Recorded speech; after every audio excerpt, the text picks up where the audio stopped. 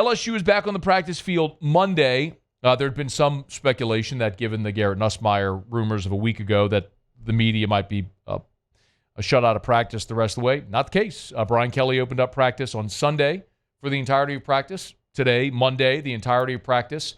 Tuesday, we only get to watch probably about the last 30 to 45 minutes of practice, but I'm actually okay with that because that's typically when we see the 7-on-7 and 11-on-11 team scrimmage periods, which I'd rather see that than the individual drills anyway. So I feel like we might be able to glean a little more from that. Let me take this time, if I could, to run through the play-by-play of the team periods. And I don't mean for this just to be me regurgitating my notes, but my hope in doing this is an illustration for you of how many different people they're getting involved offensively and who is making plays at times defensively. So the first 11-on-11 period, and they were outside, they started at the 20-yard line, and they were running 1st and 10. So every play, this was situational, every play was a 1st and 10. But regardless of the result of the play, they advanced the ball 10 yards. So the first play was 1st and 10 from the 20. Then it was 1st and 10 from the 30.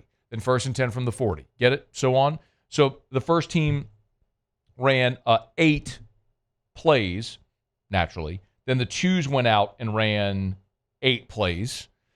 And then they went in, and then they went to a 7-on-7. So we'll get to that in a bit. So this was the 8 plays from the first team offense against the first team defense. The other thing that was really, I think, important to note is how much they continue rotating defensively. As a matter of fact, before I get into this, I asked Blake Baker today about the rotation. This is 13, Alondra. I asked him about rotations because, like, for example, in this period I'm about to tell you about, A.J. Halsey and Tamarcus Cooley were the starting safeties. When they went 7-on-7 and the ones went out there, Javen Toviano and Halsey were the starting safeties, but the linebackers with the ones were Devon Keys and Tylen Singleton. Now, nobody thinks Devon Keys and Tylen Singleton are going to start over West and Whit Weeks when they play Clemson, but it just goes to show you, like, they are rotating so fluidly.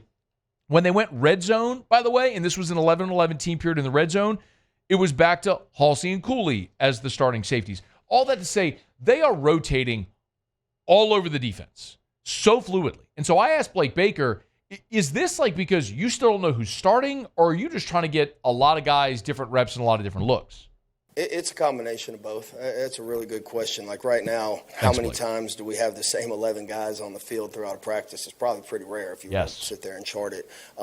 Again, part of it is to evaluate him as a starter. Part of him to evaluate is to see, okay, when this guy gets thrown in with the other, quote unquote ones, how does he respond? Some guys elevate their game, some guys don't. And then again, there is a lot of positions that are genuine, and this is not coach speak, that are genuinely up in the air right now. And that's a positive. It just speaks to the quality of depth that we have. But across the board, I mean, to sit here and say, I would say there's very few bona fide starters that I'm going to say, okay, this guy on the 30th is going to be the first one out there. And that's a good problem to have. It's competitive depth. I've been so impressed with how all these guys are working together, too.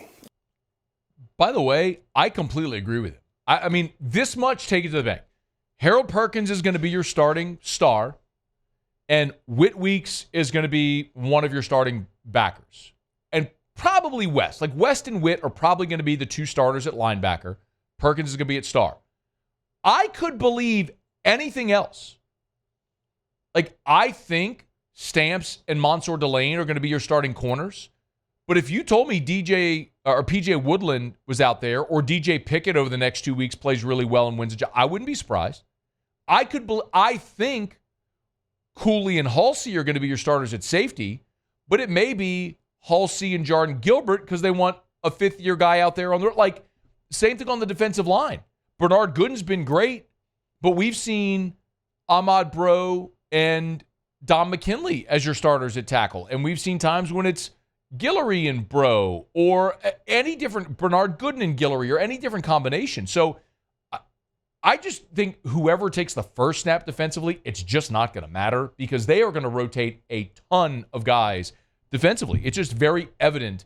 As he said, there's quality depth and they're rotating. Like, I think part of what he said is like, if you chart it, there's probably not many times you have the same 11 guys on the field at the same time.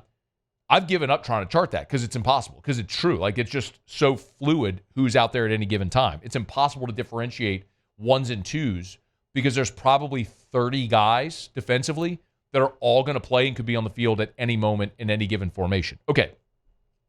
So here's 11 on 11s. Again, they start at the 20. So, 80 yards of field ahead of them, playing only 1st and 10s.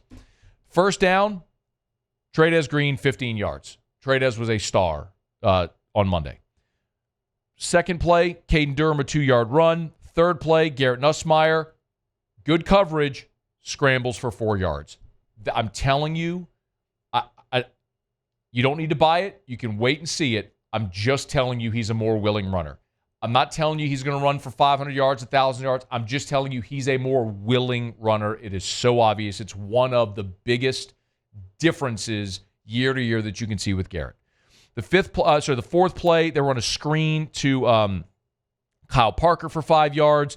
Then they run a swing pass to Caleb Jackson for 2 yards. The sixth play, Kyle Parker again for 9 yards.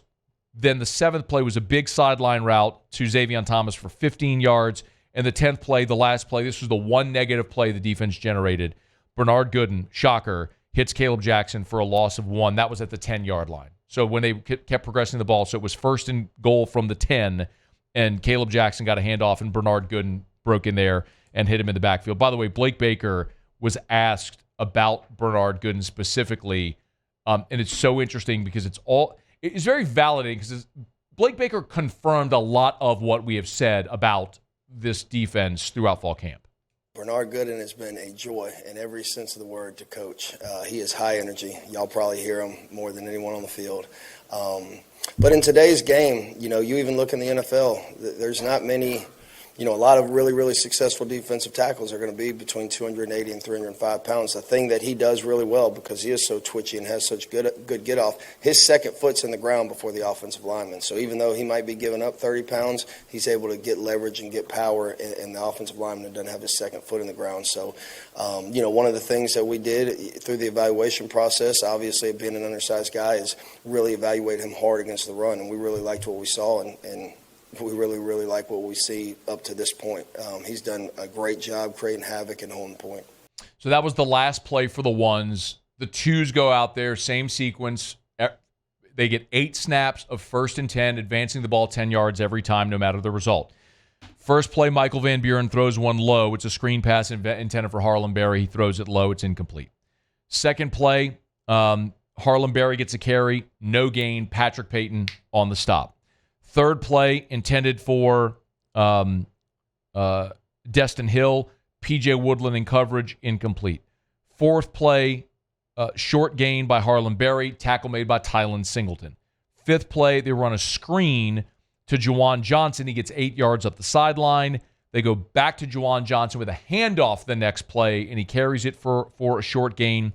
The seventh play, they ran a shallow cross to Giovanni Peterson, the tight end. He dropped it. That was the one big drop of the day. And on the 8th play, this was again from the 10-yard line, it was a handoff to Juwan Johnson, who got a 10-yard rushing touchdown off the right side. That's another thing we probably should have focused on more. We're talking about takeaways. Juwan Johnson is exclusively playing running back now.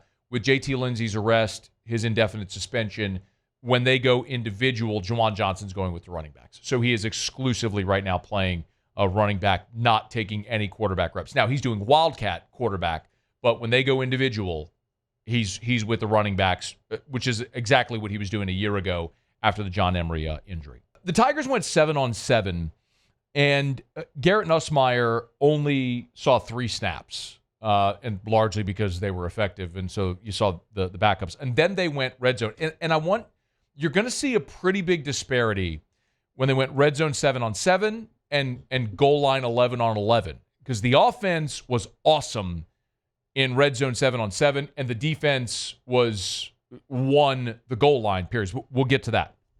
So Nuss's first 2 plays, complete to Trey'Dez Green, and then a deep ball touchdown to Zavion Thomas, who beat Ashton Stamps. And it was like, okay, take a bow. Van Buren's in. Van Buren had a quarterback run on his first play. He had Nick Anderson deep, didn't see him, took off for a short run. Then he threw wide to Aaron Anderson over the middle, who was open. And then on his third play, this has been the conundrum of Michael Van Buren. Aaron Anderson's open over the middle. He misses him wide. The very next play, Zavion Thomas finds a soft spot in the zone, and Michael Van Buren threads it among 3 defenders and hits Zavion Thomas right in the 0 for a nice gain. Like, Van Buren has some of those plays in there, but the consistent inaccuracy is a major problem at this point. Nuss goes back in for one play. It's great coverage. He throws the ball away. And again, Brian Kelly has said it. What they want from Nuss is make your worst play 0. Don't force it. Don't throw into trouble. Make your worst play 0. So you are seeing Nuss will take his shots, and he'll thread the needle, but when it's not there, he's throwing it away. He's taking a 4-yard run. Like, those are the things that he said he wants to work on. He's showing in practice. Will he do it when the lights are bright? We'll see. Colin Hurley goes in, completed ball to Teron Francis. Then an incomplete pass intended for Nick Anderson with Michael Turner in coverage. The next ball was completed to Zavion Thomas over the middle. It was behind him. Thomas made a beautiful adjustment to the ball to catch it. And then Colin Hurley threw one behind Kylan Billiot, incomplete. Again, that's Michael Van Buren and Colin Hurley have ability. It's obvious. Their inaccuracy is just a giant problem right now. So that was the 7-on-7 period from about the 40-yard line. They continued 7-on-7 in the red zone. So they moved the ball inside the 20, and they're still running 7-on-7. And the offense owned this period. First down, touchdown, Barion Brown, back line of the end zone. Second play, gorgeous route by Trey'Dez Green right up the seam. The ball was on the right hash. Trey'Dez is on the left hash, right up the seam. Nuss finds him. Trey'Dez beats Harold Perkins for the touchdown. And I'm telling you, Zavion Thomas, Barion Brown, Trey'Dez Green were massive standouts on Monday. And afterwards, Blake Baker was asked, what's it like for your defense trying to defend against Trey'Dez Green? Yeah, Trey'Dez he's an unbelievable athlete. He's got the ability to flex out like a receiver and be a mismatch. And then he's physical in the run game. You know, the one thing, especially, you know, he's a highly touted basketball player that doesn't necessarily translate to physicality. Trey'Dez will throw it in there. So he provides a problem. You know, the other thing he provides a problem with is you don't know, depending on what personnel, they can line up in a lot of different formations. So he's a mismatch. And I think Coach Sloan and that offensive staff does a really, really nice job of trying to put him in advantageous situations. So Trey'Dez gets the touchdown on the seam route. The third play, they tried a little dump pass to Juwan Johnson. Whit Weeks was right there, knocked the ball right, reached around, knocked the ball right into the ground. Bauer Sharp reception in the flat for a short gain. They go into the end zone for Barion Brown, right corner. Would have been a touchdown. P.J. Woodland just mauled Barion Brown. So that would have been a pass interference in the end zone. That was the last play for the ones. The twos go in this time. Colin Hurley went in, incomplete over the middle, intended for Jelani Watkins. He sailed it, and then he had Phillip Wright, the same seam route that Trey'Dez scored on, had Phillip Wright open on the seam and sailed it again. So, not a banner day throwing the football today for Colin Hurley. Again, the ability is undeniable. You can see it there. The accuracy is a problem, and he's got to get it. And then Michael Turner was they put Michael Van Buren in. Michael Turner was holding on Aaron Anderson. So the offense in that red zone period, 7-on-7, was pretty dominant. Now they go 11-on-11, and they set up a situation. It's 3rd and goal from the 8. So you got 2 plays. The offense has 2. It's 3rd and goal from the 8. The offense has 2 plays. They went 1s and then 2s. First down. They throw a jump ball for Trey'Dez Green, and DJ Pickett read it beautifully. By the way, when you have a 6'5 corner, he can kind of hang a little bit physically with Trey'Dez Green, and Pickett knocked it away to force the incompletion. Beautiful coverage by DJ Pickett on Trey'Dez Green. Maybe the only play Trey'Dez Green did make all day. So now it's 4th and goal from the 8, and it's intended for Chris Hilton, back right corner of the end zone. Mansour Delane draped all over him, undercuts the route, and Mansour Delane would have had an interception, but Chris Hilton turned it into a defender and was able to knock the ball away. But again, a great defensive play there by both Pickett on the left side and then Delane on the right side. So the 2s go in, same situation, 3rd and 8. Bauer Sharp, false start on the first snap. Then they've got an incomplete pass for Destin Hill, P.J. Woodland on the coverage. Now it's 4th and 8. They didn't move him back after the sharp false start. So it's 4th and goal from the 8. This time, Carius Kern false starts, and they pull him out. On Saturday, Carius Kern false started twice in team periods. They took him out, moved Ori Williams to left tackle. Same thing here. They took him out after the false start. They put Tyree Adams in his place. And P.J. Woodland came up with another pass breakup, this time on Trey'Dez Green as well, for a jump ball. 4 plays by the offense. They gained 0 yards. So that 11-on-11 goal line sequence, the LSU defense was incredible. So the offense won the 7-on-7s. The defense won the 11-on-11. Then they wrapped up practice with their scrimmage period. And this is what they basically how they finished every practice, where the offense gets to go put together a drive. And there's yard markers, there's down and distance, penalties, refs, all the stuff. It's just you're starting at this instance, they start at their own 40. So 60 yards of field ahead of them and say, go put together a drive, see what you do. 1st and 10 from the 40. Kyle Parker, 13-yard reception. They're on the move. First down again, Harold Perkins comes on a blitz and bats the ball as Nuss has thrown it. Trey'Dez Green catches it off the deflection and gets about a yard or 2. So they got 2nd and long. Bauer Sharp gets a catch. He's 1 yard short of the first down. So it's 3rd and 1 from the 41. And Caden Durham catches a screen pass and zips up for 13 yards and a first down. So now they're in business at the 28-yard line. First down from the 28, Nussmeier deep to Barion Brown, who beats Ashton Stamps for the touchdown, just a straight go route. It just run. They blew the top off of it. PAT's good. First team offense, your day's over, touchdown. The 2s go out there, and this is where the problem started again for the offense. 1st and 10, delay game by Michael Van Buren. It's 1st and 15. False start by Jelani Watkins. It's 1st and 20. 5-yard reception by Bauer Sharp. It's 2nd and 15. 2nd and 15, Michael Van Buren tucks, runs, zigzags for 25 yards, an incredibly athletic play. Now all of a sudden you went from 1st and 20 to 1st and 10 at the plus 45. First down, Bauer Sharp, false start. It's 1st and 15. They run a check down to Caleb Jackson. He gets 5 yards back. It's 2nd and 10. They go deep for Barion Brown. This would have been a touchdown, but Michael Van Buren underthrew him. I mean, he had Michael Turner beaten.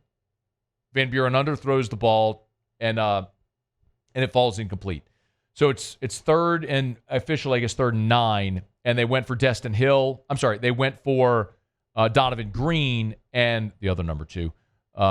Jordan Gilbert got a pass breakup, and then on 4th and 9, they attempted a 63-yard field goal with Aaron Burrell, and he missed it short and wide to the right. But it was interesting to see it because if nothing else, it shows you they at least feel like Burrell has the leg to be able to attempt something like that if they get in a situation where you're playing percentages. Like, is a 60-yard field goal attempt a higher percentage play than a Hail Mary?